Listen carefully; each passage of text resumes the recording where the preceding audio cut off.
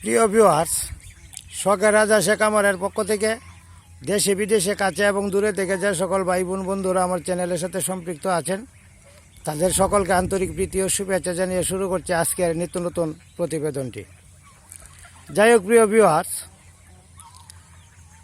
রাজহাঁস লালন পালন করতে গেলে রৌদ্রের দিকে অবশ্যই লক্ষ্য রাখতে হবে, যেন চড়া রৌদ্রে বা অতিরিক্ত তাপমাত্রার মধ্যে যেন না রাখা হয়। এই জন্যেই কী করণীয় সেই কাজগুলি আজকে আপনাদের সাথে শেয়ার করব। ভিডিওটি অত্যন্ত গুরুত্বপূর্ণ, না টেনে ভিডিওটি আস্তে আস্তে ধীরে সুস্থে আমার কথাগুলি শুনেন। যারা কামারের সাথে সংযুক্ত আছেন বা যারা কামার করবেন তাদের জন্য অনেকটা উপকারে আসতে পারে।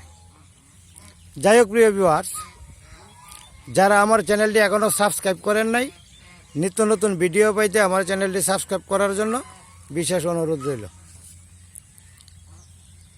আর আমি একজন নতুন উদ্যোক্তা হিসেবে অবশ্যই একটা সাবস্ক্রাইব আশা করতে পারি। যাই হোক প্রিয় ভিউয়ার্স, মূল বিষয়ে আসা যাক।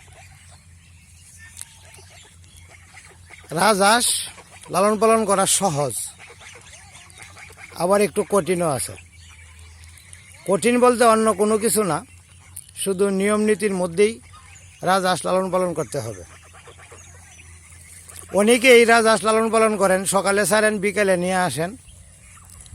এক সময় দেখা যায় রোগে আক্রান্ত হয় বা মাথা ঘোরানো রোগ সৃষ্টি হয়। গরমের সময় একমাত্র রোগই হচ্ছে মাথা ঘোরানো রোগ এবং পাতলা পায়খানা, যেটা ওইটা।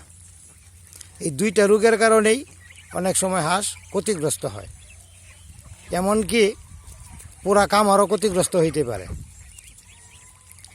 এই দুইটা বিষয় আপনার মাথায় অবশ্যই লক্ষ্য রাখতে হবে। গরমের সময় তাপমাত্রা যাতে নিয়ন্ত্রণে রাখা যায় বা নিয়ন্ত্রণে থাকে, সেই ব্যবস্থা আপনাকে অবশ্যই করতে হবে।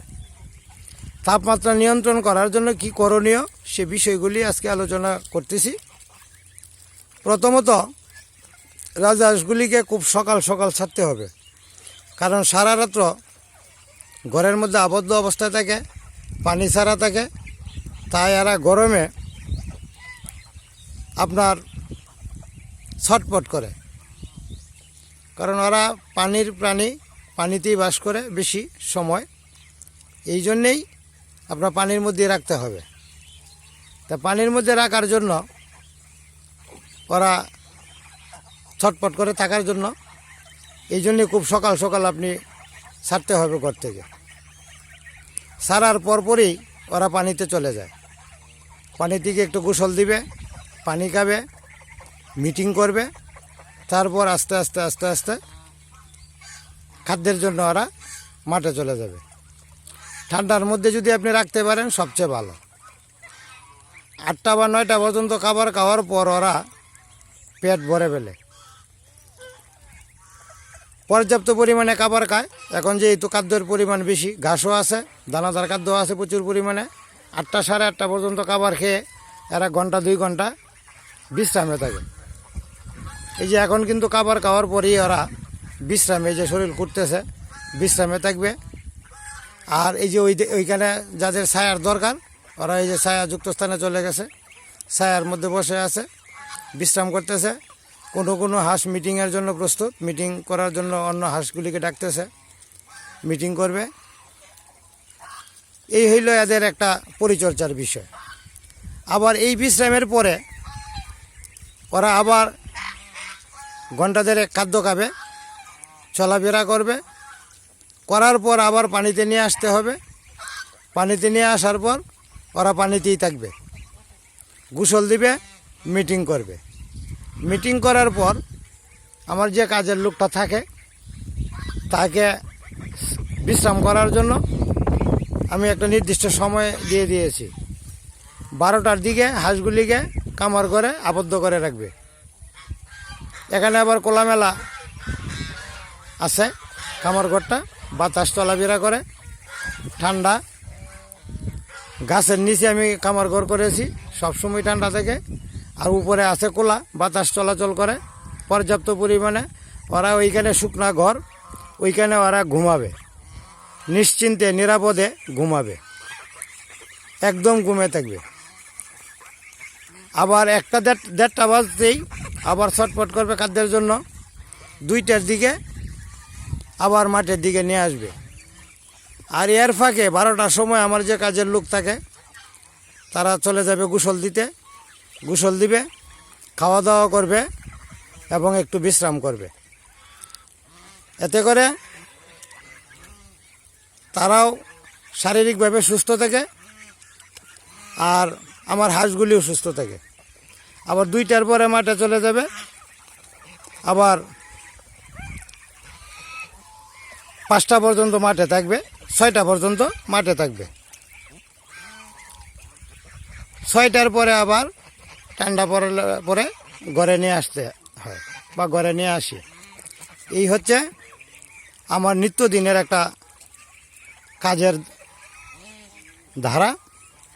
নিত্যদিনে আমি এইভাবেই কাজটা করে থাকি।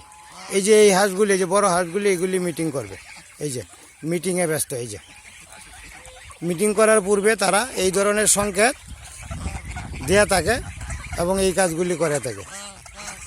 এই যে হাঁসগুলি এখানে মিটিং করবে, এখানে হাঁসা আছে 3টা, হাঁসি 2টা, ওরা মিটিং করবে। এই যে মিটিংয়ের প্রস্তুতি নিতেছে।